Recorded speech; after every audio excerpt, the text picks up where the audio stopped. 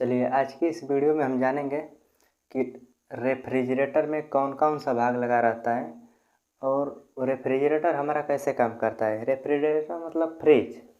Fridge हमारा कैसे काम करता है और उसमें क्या क्या चीज़ लगा रहता है। तो फ्रिज के सभी भागों के बारे में हम जानेंगे कि फ्रिज में क्या क्या लगा रहता है और कैसे काम करता है। ठीक है फ्रेंड्स, तो आइए देख लेते हैं।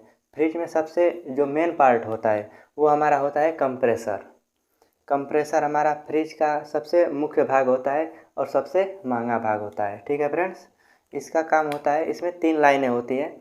जैसे एक डिस्चार्ज लाइन जिसको डीएल हम लिखे हैं, दूसरा सक्शन लाइन और तीसरा चार्जिंग लाइन। ठीक है, और इसमें ये हमारा कनेक्शन टर्मिनल है। ये कनेक्शन टर्मिनल, इसमें 3 टर्मिनल होता है। ठीक है फ्रेंड्स, एक कॉमन, दूसरा रन, तीसरा स्टार। ठीक है, ये हमारा कंप्रेसर मोटर है।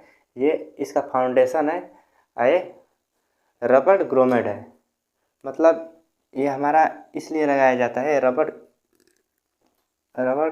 ग्रोमेड हमारा इसलिए लगाया जाता है ताकि हमारा जब कंप्रेसर चले तो वाइब्रेट ना करे। वाइब्रेट तो करेगा ही, चलेगा तो वाइब्रेट करेगा ही, लेकिन उससे आवाज़ नहीं होगी।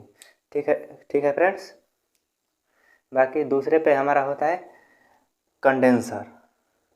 कंडेंसर हमारा ये जो हमारा कंडेंसर है, जो हमारा रेफ्रिजरेटर में कंडेंसर लगता है, वो हमारा वायरमेंस एयर कूल्ड कंडेंसर होता है। ठीक, तीसरे नंबर पे होता है हमारा फिल्टर हमारा रेफ्रिजरेंट को छानने का काम करता है। ठीक है फ्रेंड्स, इसका काम बस छानना होता है। इसमें ये 2 जालियां लगी होती है और ये हमारा इसके बीच में सिलिका जेल होता है। जैसे मान जाइए हमारे रेफ्रिजरेंट में अगर थोड़ा सा भी मॉइस्चर रह गया, नमी रह गया, तो ये हमारा सिलिका जेल क्या करेगा कि उस मॉइस्चर को एब्जॉर्ब कर लेगा, बाकी उसको आगे नहीं जाने देगा। ठीक है फ्रेंड्स, इसके बाद हमारा लगता है कैपिलरी ट्यूब। एवापोरेटर में कैपिलरी ट्यूब की लंबाई हमारा 12 फीट होती है। 12 फीट लिख दे रहे हैं यहाँ पे। इसकी जो लंबाई होती है वो 12 फीट होती है और इसका जो व्यास होता है फ्रेंड्स, वो होता है हमारा 0.031 इंच और दूसरा होता है 0.036 इंच। ठीक है फ्रेंड्स, ये हमारा फिल्टर के बाद हमारा कैपिलरी ट्यूब लगता है। ठीक है, इसके बाद हमारा होता है एवापोरेटर फ्रिज, जिसको हम फ्रीजर के नाम से भी जानते हैं। ठीक है फ्रेंड्स, ठीक है, आइए देखते हैं ये काम कैसे करता है। फ्रेंड्स, ये हमारा है कंप्रेसर का डिस्चार्ज लाइन हमारा आ करके और कंडेंसर के किसी एक सिरे से, कोई ज़रूरी नहीं है, किसी एक सिरे से आकर के जुड़ा रहता है। ठीक है फ्रेंड्स, अब यहाँ से हम अपना कंप्रेसर चालू किए तो इसमें जो है रेफ्रिजरेंट हमारा चला आया। ठीक है, अब जब हमारा ये मोटर चलेगा, ये कंप्रेसर मोटर है। ठीक है फ्रेंड्स, तो जब ये हमारा कंप्रेसर चलेगा तो मान लीजिए ये कंप्रेसर मोटर है तो ये हीट तो होगा ही। जब हीट होगा तो हमारा रेफ्रिजरेंट जो है वाष्प के रूप में इसमें आएगा। ठीक है, वाष्प के रूप में डिस्चार्ज लाइन से डिस्चार्ज होगा। इसके बाद हमारा आ जाएगा कंडेंसर में आएगा फ्रेंड्स। तो इसमें बाहरी वातावरण से बाहरी हवा लगते लगते कंडेंसर का हमारा फ्रेंड जो काम होता है वो होता है कि वाष्प रेफ्रिजरेंट को लिक्विड में घुमा घुमा करके, जैसे वाष्प रेफ्रिजरेंट को घुमा घुमा करके ठंडा करना होता है। ठीक है, यानी वाष्प से द्रव में बदलने का काम हमारा जो है ये कंडेंसर करता है। ठीक है फ्रेंड्स, तो मान जाइए यहाँ से डिस्चार्ज लाइन से जब हमारा गैस निकला, कंप्रेसर हम चालू किए, डिस्चार्ज लाइन से गैस निकला तो ये वाष्प के रूप में जाएगा।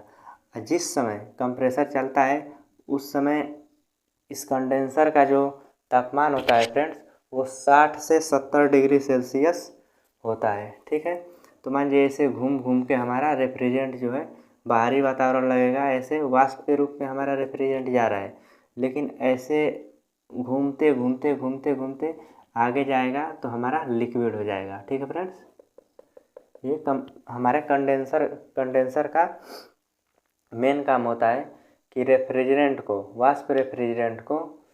वाष्प रेफ्रिजरेंट को घुमा घुमा करके ठंडा करना, यानी वाष्प से लिक्विड में बदलना होता है। ठीक है फ्रेंड्स।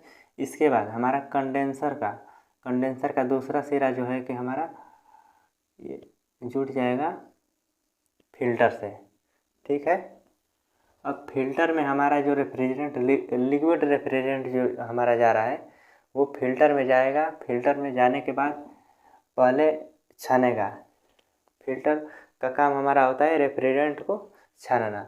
रेफ्रिजरेंट को छानेगा, सिलिका जल से होकर के जाएगा। तो अगर मॉइस्चर उसमें है हमारे रेफ्रिजरेंट में तो हमारा यहीं पे मॉइस्चर अवशोषित कर लेगा। इसके बाद फ्रेंड्स हमारा आ जाएगा कैपिलरी ट्यूब। ठीक है फ्रेंड्स। ये पतला होता है। कैपिलरी ट्यूब हमारा बहुत पतली होती है। कैपिलरी ट्यूब का मेन काम होता है इसमें प्रेशर को कंट्रोल करना। मान लीजिए इधर से कंप्रेसर चल रहा है। ठीक है फ्रेंड्स। और इधर देख रहे हैं ना कितनी मोटी पाइप है। मान लीजिए कि इधर 1 इंच की पाइप है। ठीक है।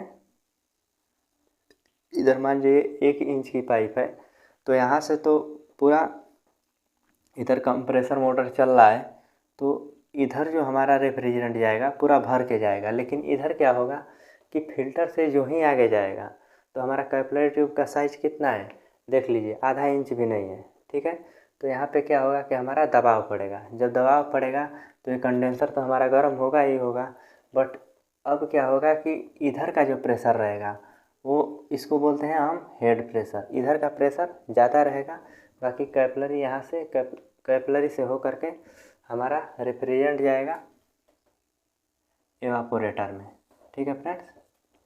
एवापोरेटर में हमारा रेफ्रिजरेंट चला गया और यहाँ से हमारा लिक्विड रेफ्रिजरेंट है, ठंडा रेफ्रिजरेंट है।